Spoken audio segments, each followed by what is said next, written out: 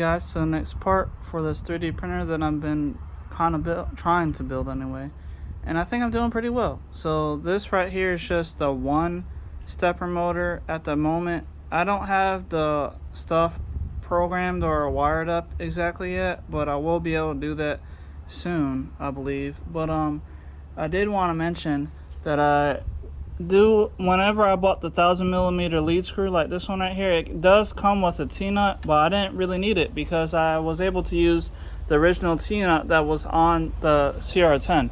So you don't really necessarily need one, but either way it seems to work. So if I just go clockwise on this coupler right here, it'll move the Z-axis up, and I have it all the way to the top. You can see all the way up there. It's spinning because I'm turning my fingers on the coupler. Anyway, it's going up just fine, and now all I gotta do is set up the right side. This is basically the left side if you look at it in the opposite direction. So this is the right in the video, but it's actually opposite, because if you see the puller, the belt tensioner basically over there, that's the front of the machine. So now that I got one Z-axis, I'm going to start on the next Z-axis, NEMA 17 stepper motor. I do have the connections. I did 3D print this holder right here, as you can see, and it uses M3 screws, and I put a little washer on this one because it was kind of too long. The other one was too long, and like the threads don't go all the way super low, so like it needs smaller M3 screws, like one of these over here. Anyway, so I got this one 3D printed as well. They're the same exact ones. I just printed out two different ones, well, two of the same ones basically, and now all I gotta do is mount it just like how that one is mounted. So this goes like this, I believe. Yep, just like that on that side, on the left side, since I pretty much got, well, on the right side if you look at the machine. So on the right side of the machine, I need to add one more stepper motor, which I already have stepper motors. Like, I could still use the original one that came with the machine, but I actually do have a lead screw with a stepper motor and another coupler just like this one.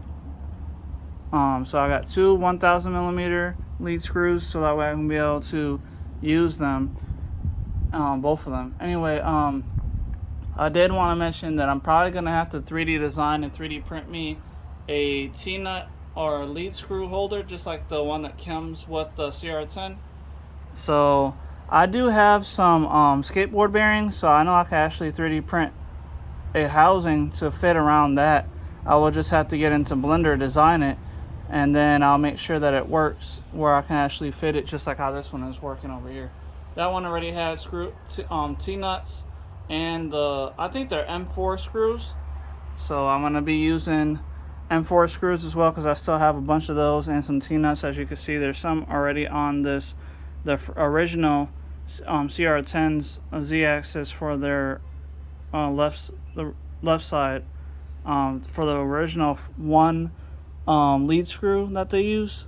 So I still have that. I can probably use that if I wanted to, but I'm pretty sure I'm just going to be using the stuff that I have already bought. So either way, thank you guys for watching. I will see you guys on the next part. Hopefully it'll be me showing you guys both of the NEMA 17 stepper motors for the Z-axis, for the dual Z-axis so that way they're leveled correctly, so that way whenever it's 3D printing, it won't be too high on one side or too short on one side.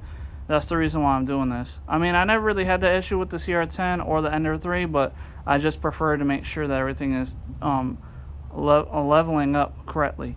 Anyway, thank you guys for watching. Goodbye.